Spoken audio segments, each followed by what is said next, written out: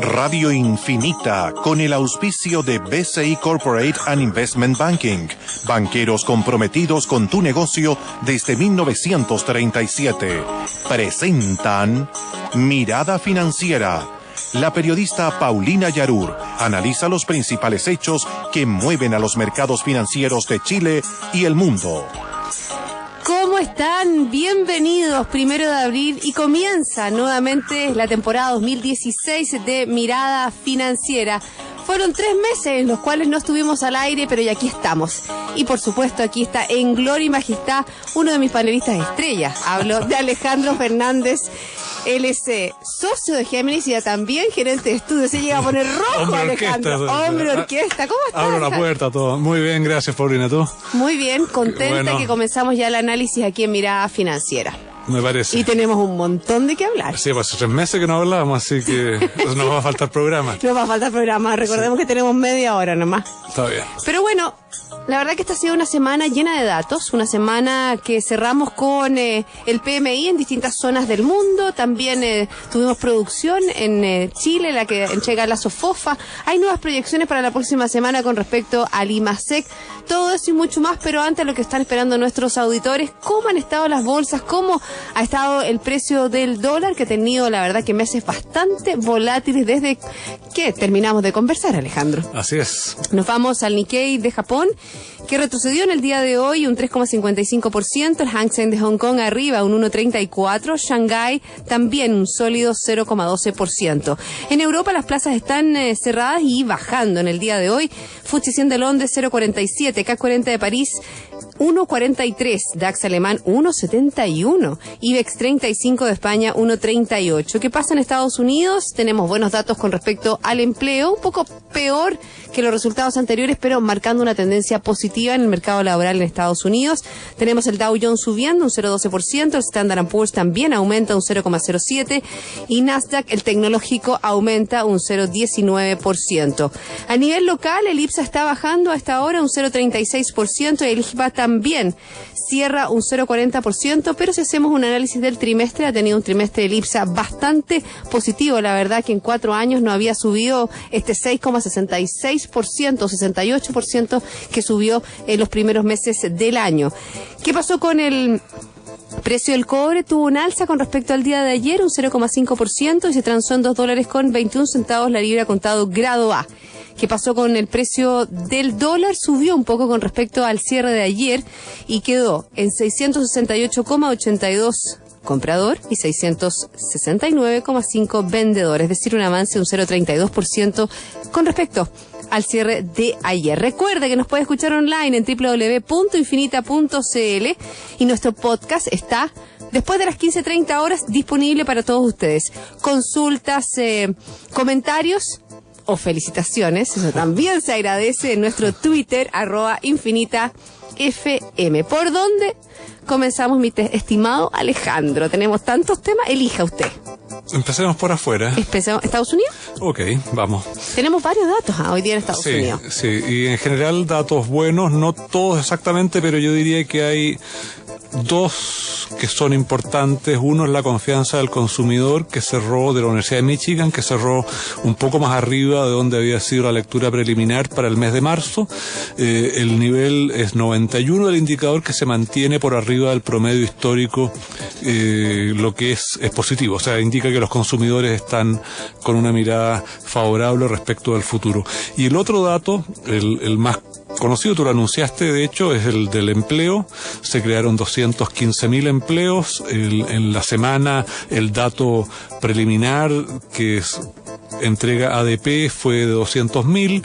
Si bien la desocupación subió a 5%, no hay que quedarse con ese dato. Hay que hacer un doble clic. Exactamente, porque la tasa de participación en el mercado laboral, que había venido cayendo sistemáticamente desde la crisis financiera o incluso un poco antes, lleva 6 meses de recuperación, lo cual significa que hay gente que estaba fuera del mercado del trabajo, que ahora está buscando trabajo y lo está encontrando.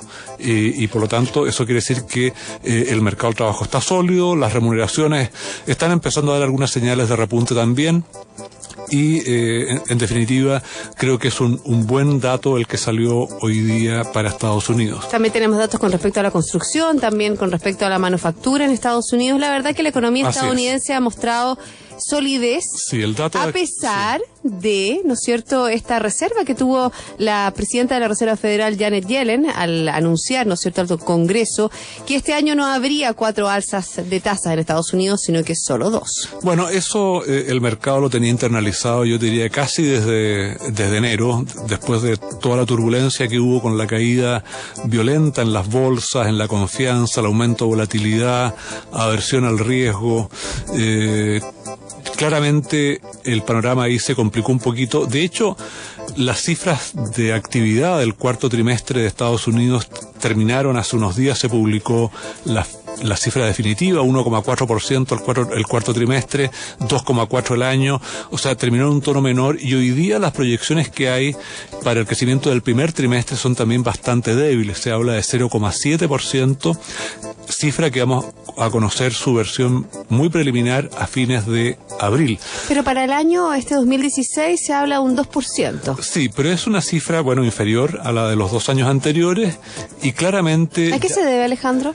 Bueno, yo la verdad es que estoy un poquito confundido, pero aparentemente... Estoy confundido porque yo pensaba que la caída en el precio del petróleo... No te confundas, Alejandro. La para verdad que veas tú. Imagínate, economistas como tú se confunden. ¿Qué pasa con el ciudadano común y corriente como yo? Para que veas. Pensábamos que con la caída del precio del petróleo eso iba a generar un impulso importante a la confianza de los consumidores y al gasto de los consumidores, que iban a quedar con más plata en el bolsillo porque iban a gastar menos en combustibles. Sin embargo... lo que ha sucedido, lo que ha predominado hasta cierto punto, no completamente, pero hasta cierto punto, es la caída en la actividad del sector minero, productor de hidrocarburos fundamentalmente. La inversión en el sector hidrocarburos ha caído fuertemente, era el sector más dinámico, y por lo tanto eso ha tendido a contrarrestar los efectos positivos que hay por otro lado. Sin embargo... ¿El fenómeno shale gas es esencialmente? Sí, claro, porque tiene costos de producción altos. Hay muchas empresas muy endeudadas que están en ese sector y por lo tanto también hay temor respecto de quiebras. De hecho, ha habido quiebras y desde ese punto de vista el panorama no se ve muy bien.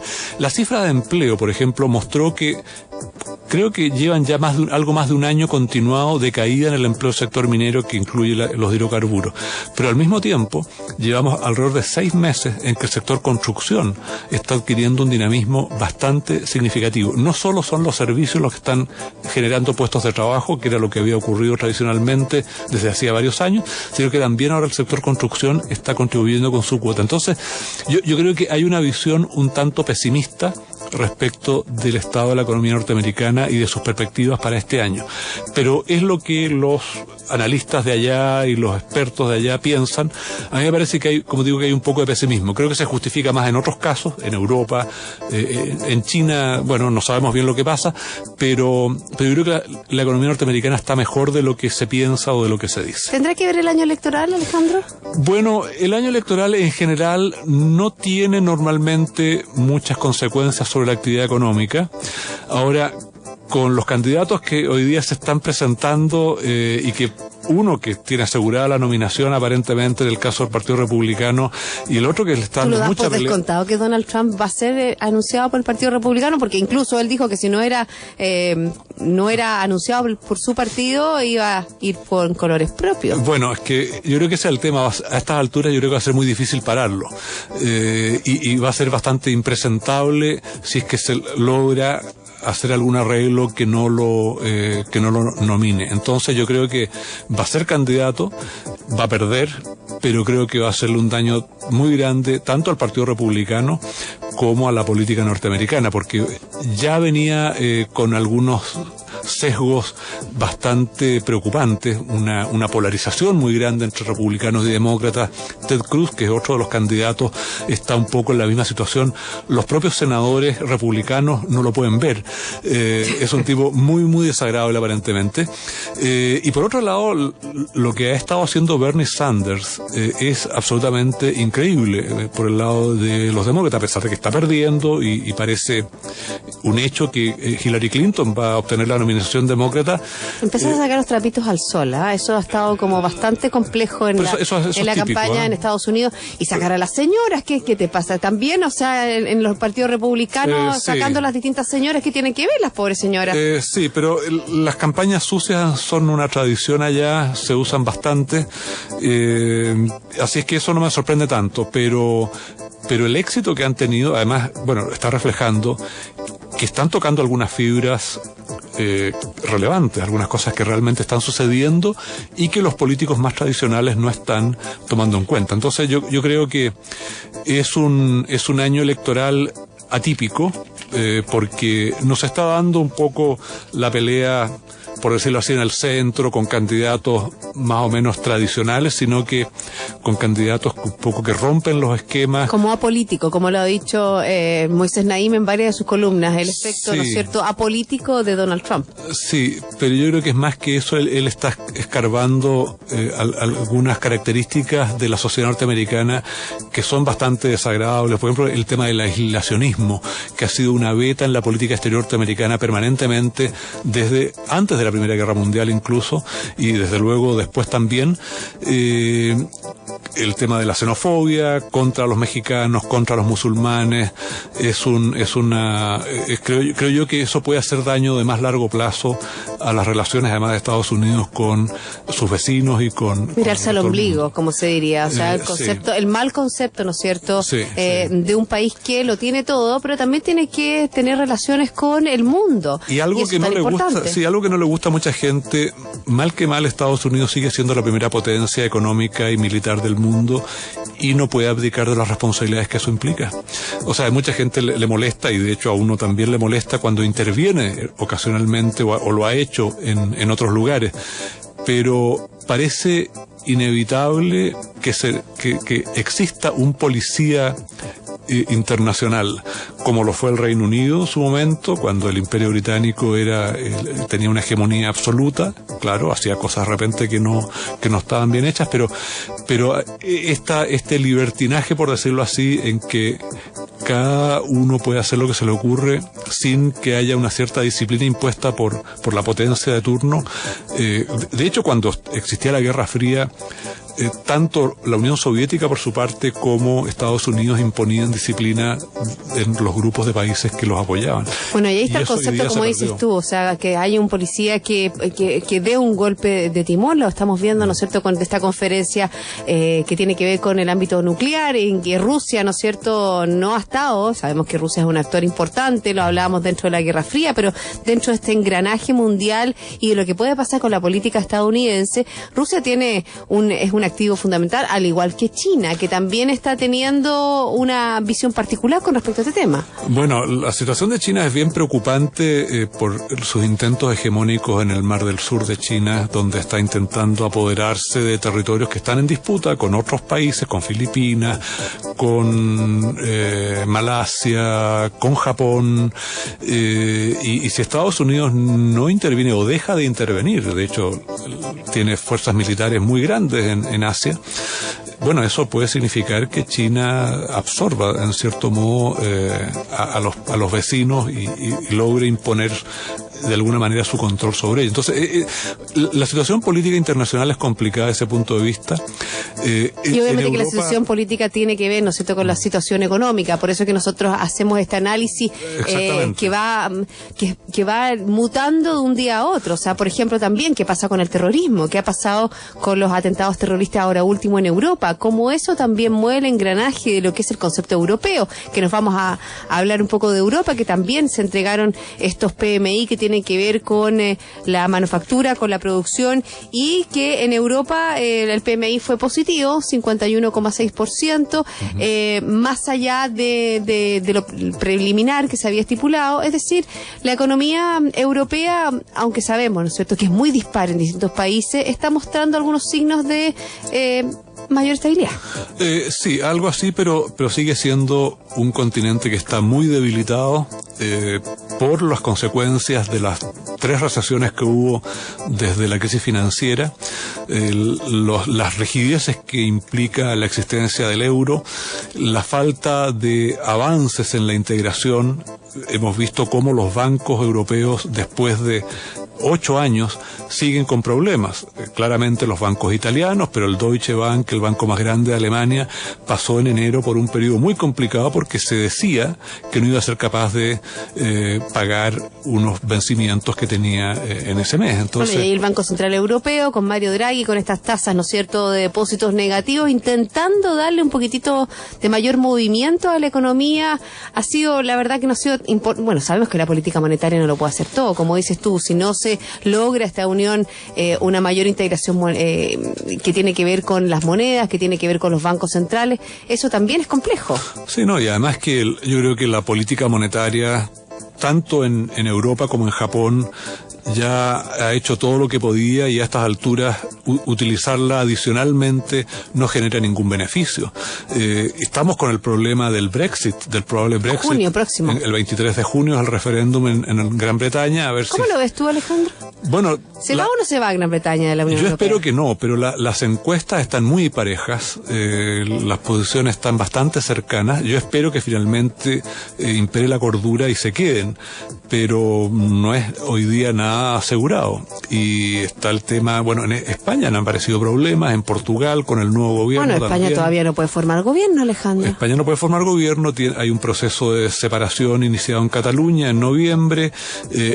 Hoy día o ayer se publicó el déficit fiscal definitivo del año pasado, que excedió en un punto los acuerdos con la Unión Europea. O sea, a pesar de que España creció muchísimo el año pasado, 3,2%, entonces los problemas no han desaparecido. Y en parte la recuperación que ha tenido la economía europea el año pasado y que continúa este año tiene que ver exclusivamente con la caída del precio del petróleo.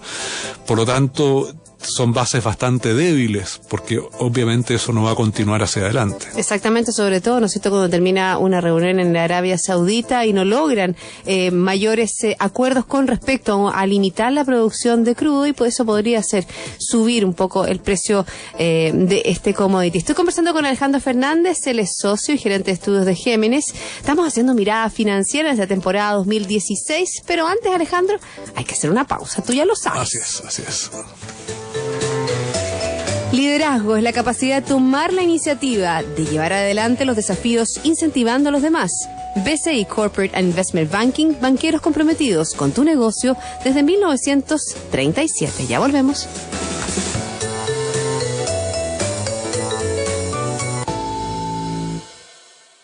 El leopardo puede saltar hasta 10 metros de distancia y pese a su tamaño, supera los 60 kilómetros por hora en carrera.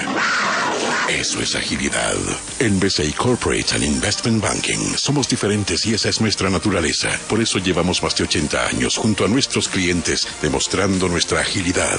BCI Corporate and Investment Banking. Banqueros comprometidos con tu negocio desde 1937. Banco BCI es agente comercializador de cuotas de fondos administrados por BCI Asset Management. Infórmese sobre la garantía estatal de los depósitos en su banco o en www.sbif.cl. Antes de contratar, informes en www.bci.cl.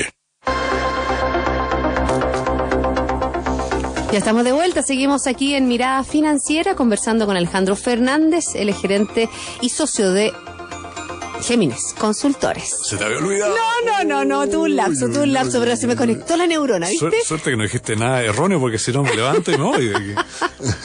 Ahí hubiera sido un problema, sobre todo porque tengo tantas preguntas que hacerte sobre la economía local. Partimos una semana llena de datos, sobre todo con este IPOM que entregó el lunes. Lo que pasa es que el Banco Central Rodrigo Vergara hace tantas exposiciones, primero al Congreso, después a los empresarios, que uno se confunde. Ha sido una semana de IPOM. Así es. Dejémoslo. La semana del IPOM. Y un sinceramiento, ¿no es cierto?, de las cifras de crecimiento de nuestro país. La verdad que se quedó... Eso pone rojo inmediatamente a Rodrigo Vergara. Sí. Eso que le digan que sinceró las cifras. Ay, bueno, le molesta mucho. ¿Qué le podemos decir? A ver, digámosle que... se puso al día. Pero lo mismo, Alejandro. Ok, Rodrigo Vergara se puso al día con lo que está pasando. Y eso es estrictamente así porque en diciembre, cuando el Banco Central dijo 2 a 3, o sea 2,5, el mercado ya estaba en 2,2 y venía bajando. Y ahora que dijo 1,75, 1,25 a 2,25, o sea 1,75, el mercado ya estaba en 1,7, entonces se puso al día. Se puso al día. Sí, el que va a tener que ponerse al día también es el ministro de Hacienda, porque le habló hace unos días antes de un 2%. Sí, ahora La verdad es que yo creo que a estas alturas ya estamos en torno al piso de las proyecciones. Yo creo que seguir revisándolas hacia abajo, o los que ya las han revisado hacia abajo y hablan de 1, 2, qué sé yo, yo creo que es poco probable, a menos que haya algún shock negativo adicional que no se ve muy claro. Yo creo que lo peor ya quedó atrás en enero y parte de febrero con toda la turbulencia que tuvimos, pero evidentemente es difícil salirse de la trampa del 2%, o sea, yo creo que estamos metidos ahí, tercer año consecutivo va a ser, y desde luego no veo ninguna razón para que el año próximo sea 2,5%, que es lo que el Banco Central avanzó como proyección preliminar y que de hecho es compartida por la encuesta del Banco Central de los analistas. Yo no la comparto, pero es de lo que se está hablando. Eres disidente. Soy disidente, sí. Y eres disidente con respecto a lo que puede ser el próximo IMASEC, que tenemos el martes, se publica el IMASEC. Y fíjate que ayer, en el día de ayer, la SOFOFA entregó un análisis que ellos entregan con respecto a la producción industrial. Sí. Los indicadores de la SOFOFA hablan de un 2,5% esta producción industrial un día adicional, en el mes de febrero. Sí. Bueno, el dato fue algo mejor de lo que estaban siendo los indicadores de actividad industrial hasta ese momento, pero yo creo que refleja claramente lo mal que estamos, que nos alegremos por un 2,5 o por algo así. O sea, el IMASEC de febrero, que ha generado casi exaltación, yo lo estoy estimando en 2,7, el promedio del mercado está un poco más abajo incluso. De nuevo disidente.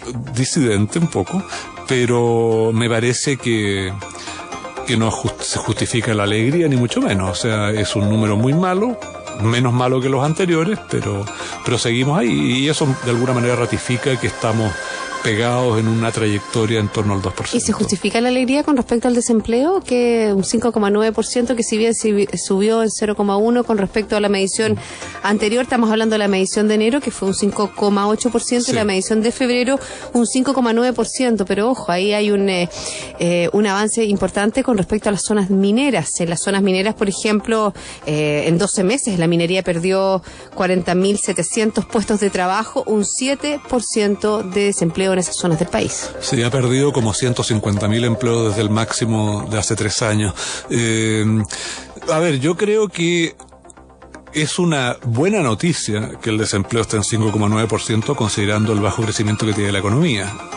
Ahora, yo diría, es sorprendente que en estos primeros meses del año tengamos desempleo que es incluso más bajo que en años de crecimiento más alto. ¿Por qué se produce eso? ¿Cuál es el análisis que tú haces? Bueno, a ver, por una parte, no es muy claro qué es lo que está sucediendo, porque si bien hay un claro aumento en el número de empleos por cuenta propia, pero menores que en otros meses. Sí, pero explican más de la mitad del empleo generado en los últimos 12 meses, por una parte. Hay una tendencia que ha ido subiendo ahí y a que se generan menos empleos asalariados, y eso entonces indica que la calidad del empleo es peor.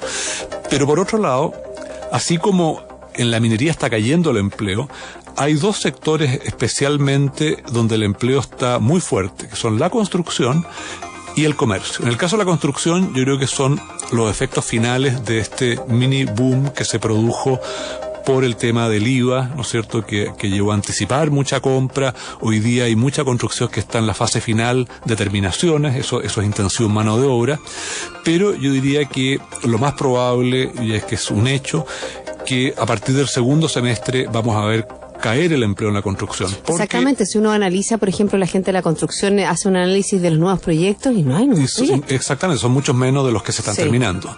Y el otro sector donde debería ocurrir lo mismo es el comercio, porque se vio muy favorecido por el efecto del turismo en el verano, y eso ayudó a generar más empleo. Los argentinos vinieron en hordas a comprar a Chile en todas partes, y eso está cambiando ahora.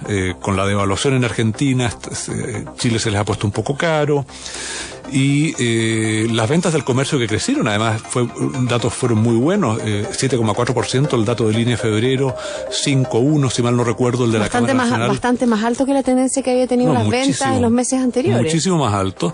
Yo creo que eso es un efecto muy puntual, muy aislado, y que va a tender a revertirse hacia adelante, o a volver a una normalidad, y también eso se va a traducir en un menor empleo del sector comercio. Entonces yo creo que el desempleo va a tender a aumentar, pero al mismo tiempo creo que tampoco se va a disparar. O sea, yo creo que en los meses que vienen vamos a tener tasas de desocupación más altas, pero considerando la experiencia de los últimos 2 años, no debería ser demasiado mayor de lo que tenemos hoy día.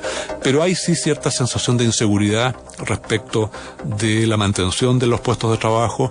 Lo que está claro es que las remuneraciones reales están creciendo menos, la masa salarial está creciendo más lentamente, y todo eso finalmente termina afectando el consumo, que creció poquísimo el año pasado. Los últimos 3 trimestres bajo 2%. Este año el mismo Banco Central está proyectando que el consumo no va a crecer más de 1,8%.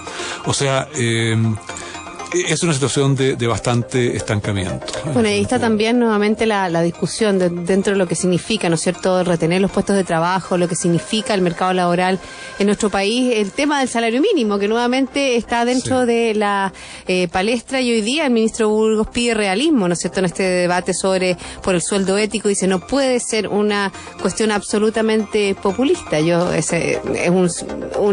Unas palabras que están llamando un poco a la mesura. Bueno, a mí me parece muy bien que el ministro Burgos esté diciendo lo que dice, porque en realidad es gratis hablar de sueldos éticos y de tirar cifras arriba de la mesa que son completamente irreales e imposibles de satisfacer, considerando lo que es esta economía. O sea, si tú me dices 400.000 pesos en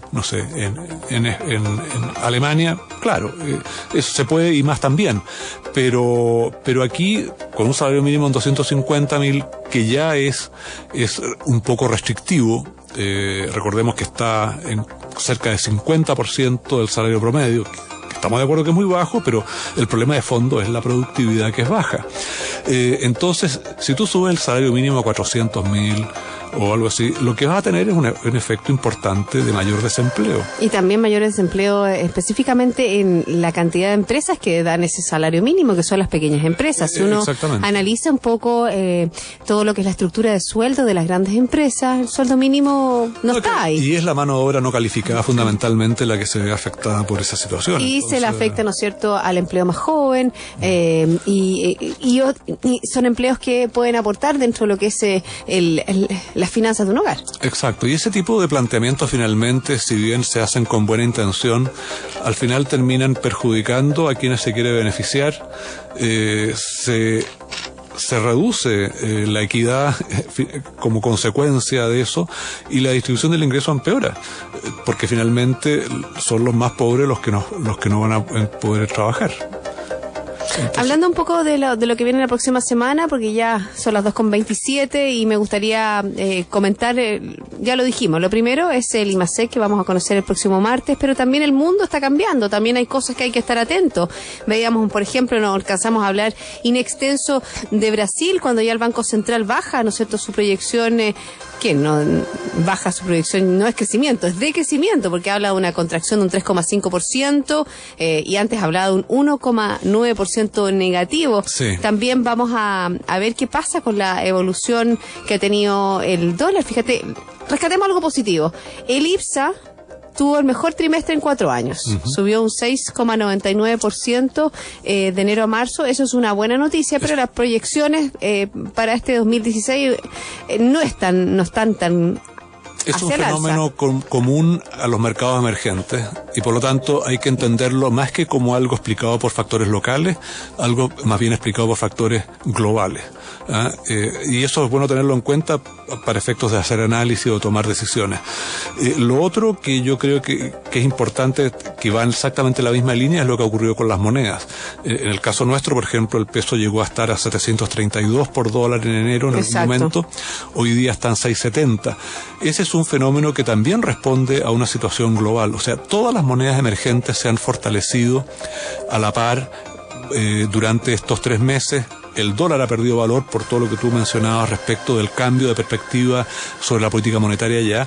Pero antes de terminar, yo quisiera recordar que anoche se aprobó la ley que respalda el acuerdo con los holdouts en Argentina. Eso es muy importante. Eso le permite a Argentina en el corto plazo salir del default y volver a una condición más normal que había perdido hacía 15 años. Súper importante para Macri, sobre todo cuando sabemos que el Congreso no tiene mayoría. Exactamente. Entonces, lo que logró ahí creo que es muy importante.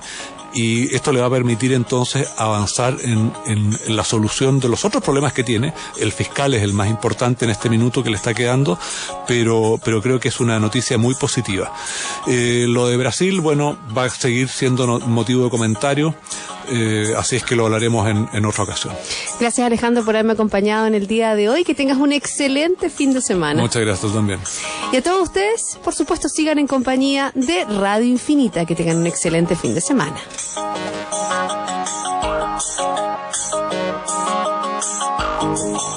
Esto fue Mirada Financiera, con el auspicio de BCI Corporate and Investment Banking, banqueros comprometidos con tu negocio desde 1937.